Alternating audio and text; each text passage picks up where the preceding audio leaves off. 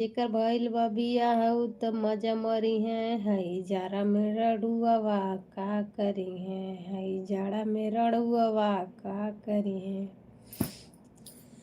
तो दोस्तों जिसकी शादी हुई है तो इसका तो बहुत ही आराम से अपने अपने वाइफ के पास सब लोग आराम से सोएंगे।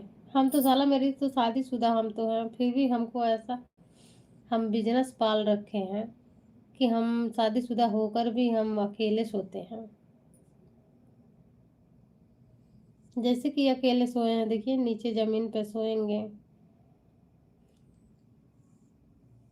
और हो सके तो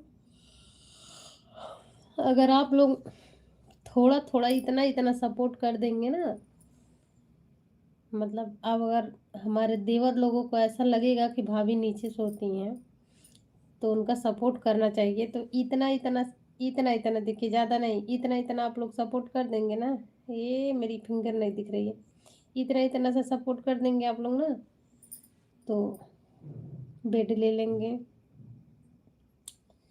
जैसे ज़्यादा नहीं, इतना इतना इतना इतना सपोर्ट कर देंगे। हमारे इतने फॉलोअर्स हैं, इतने सब्सक्राइबर हैं, इतने हमारे प्यारे प्यारे देवर हैं, इतना इतना सपोर्ट कर देंगे तब भी हम बेड ले लेंगे ना।